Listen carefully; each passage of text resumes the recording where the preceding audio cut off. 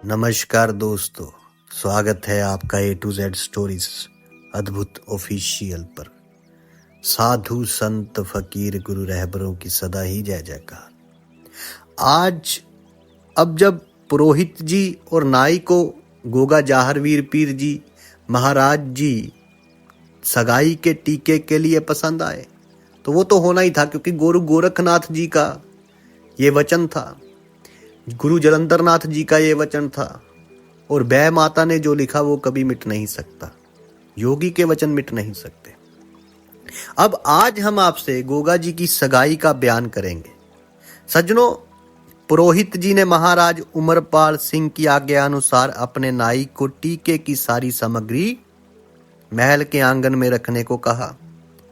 ब्रह्मा विष्णु महेश जी तीनों महान आत्माओं को याद कर विघ्न हरण मंगल करण गौरी सुत गणेश को मनाया। राजा के पक्के महल के आंगन में थोड़ी सी भूमि गाय के पवित्र गोबर से लिपवाकर एक सुनहरी चौकी पर पटली बिछवा दी। इधर राजा जेवर सिंह ने दास दासियां भेजकर अपने सारे संबंधियों और मिलने वालों को महल से बुला लाने को भेजा, और नगर के सेठ साहूकारों को गोगावीर के टीके व सगाई उत्सव की खबर भिजवाई और उन्हें लेने एक सेवक को भेजा।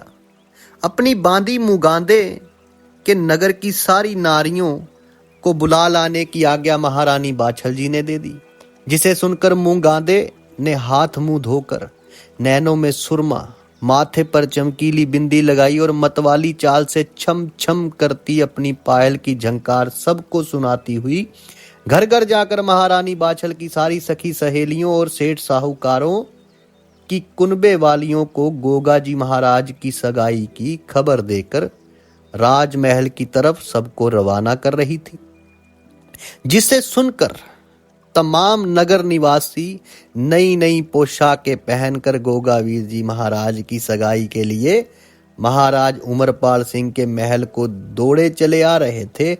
उन्हीं के पीछे उनकी पत्नियां, माता, बहनें और बेटियां भी गोगावीर जी महाराज की सगाई में पहुंचने के लिए अपने छोटे छोटे बच्चों को बगल में दबाए अपने पुरुषों के पीछे दौड़ी चली जा रही थी। महल के भीतर सारी सुंदरियों का और बाहर पुरुषों का मेला सा जुड़ गया। आखिर गोगावीर जी की सगाई की बात थी, पैर रखने की तिल भर भी जगह नहीं रही। महल के जनाने भाग में ढोल मंजीरे की मधुर तान सुनाई पड़ने लगी। ददरेवा नगर की सुंदर नारियों की कोयल के समान आवाज चारों ओर सुनाई पड़ने लगी। पुरोहित जी ने गोगावीर जी को पटले पर बिठाया और टीके का सारा सामान आंगन में रखवा दिया। जो जवाहरात, नीलम, पन्ना जो लाए थे उससे गोगावीर जी की गोद भर दी। बाकी कपड़े, शॉल, दोशाले, कीमती साड़ियों का ढेर, मिठाई, पकवान, मेवा, मिश्री, सब सामग्री राजा उमरपाल सिंह के सामने रखवा दी। ये लाखों रुपए का सामान देखकर अर्जुन सर्जन और उनकी कपटिन माता काछल के कलेजे पर सांप लौटने लगे। ये तीनों माँ बेटे आपस में कहने लगे, ये गोगा अगर कुछ देर और ना आता तो ये सगाई हम दोनों में से किसी एक भाई की जरूर हो जाती। इस कमबख्त को इसी समय दरबार में आकर हमारे रंग में भंग करना था। इस प्रकार तीनों माँ बेटों को बड़ी दुख पहुंच रहा था और वे तीनों गोगावीर जी महाराज को मन ही मन कोसे जा रहे थे। इधर महल में खूब शान और शौकत के साथ गोगावीर जी महाराज की सगाई का जश्न मनाया जा रहा था, और उधर पंडित जी ने गोगावीर जी महाराज के माथे पर मंत्र पढ़कर तिलक कर दिया। ऊपर से चावल के दाने चिपकाकर फूल माला पहना दी।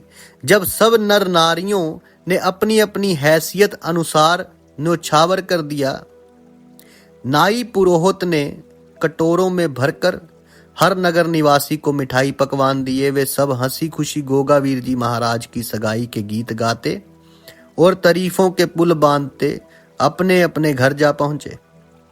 इधर नाई और पंडित ने कई दिन ददरेवा नगर में रहकर खूब आनंद लूटा।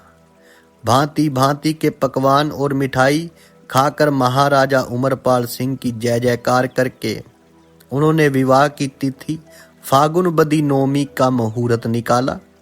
राजा जेवर सिंह जी ने अपने माता पिता और महारानी बाछल की सलाह से पुरोहित जी को दक्षिणा में कंचन कड़े और शाले दुशाले भेंट किए और नाई को 5 कपड़े और 101 मोहर अशरफी दी, जिसे इन दोनों ने लेने से साफ इनकार कर दिया और हाथ जोड़कर बोले कि महाराजा, अगर हम आपकी ये भेंट स्वीकार कर लें तो हमारे राजा सिंधा सिंह जी जिंदा ही दोनों को जमीन में गड़वा देंगे।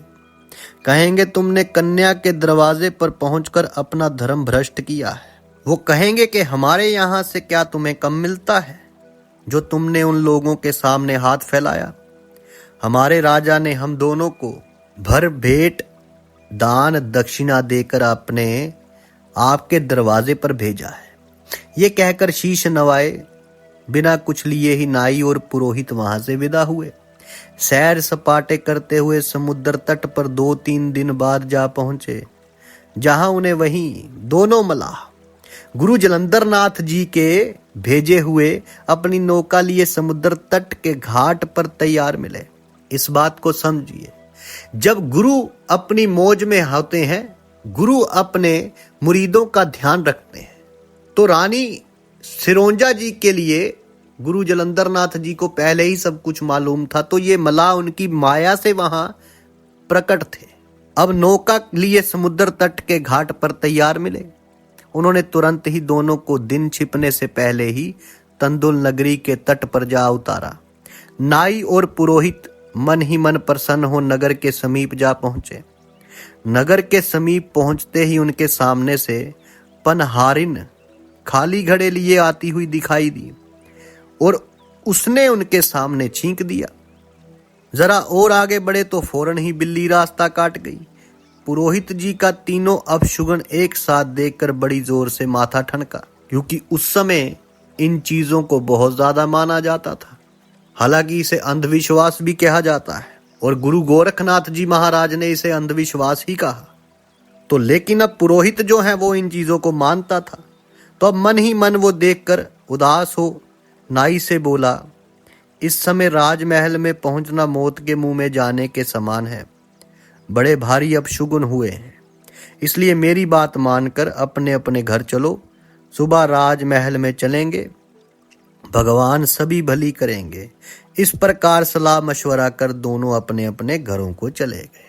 अब टीका तो लग गया, गोगा जाहर वीर पीर जी महाराज को सगाई पहुंच गई।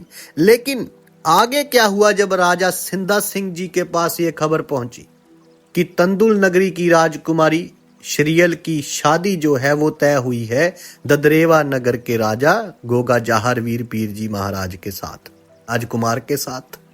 अब राजा उमरपाल सिंह और सिंधु सिंह में राजा सिंधा सिंह जो हैं, इनमें इतनी बनती नहीं थी, इनका मनमुटाव था। तो यहां से जब राजा सिंधा सिंह को पता चलता है तो वो गुस्से में आ जाते हैं। तो आगे क्या होता है यह हम आपसे साझा करेंगे अगली वीडियो में। तब तक के लिए आप सबका धन्यवाद। आप सबके भीतर बसे उस परमात्मा को मेरा प्रणाम। साधु संत फकीर गुरु रहबरों की सदा ही जय जयकार। अड़क निरंजन।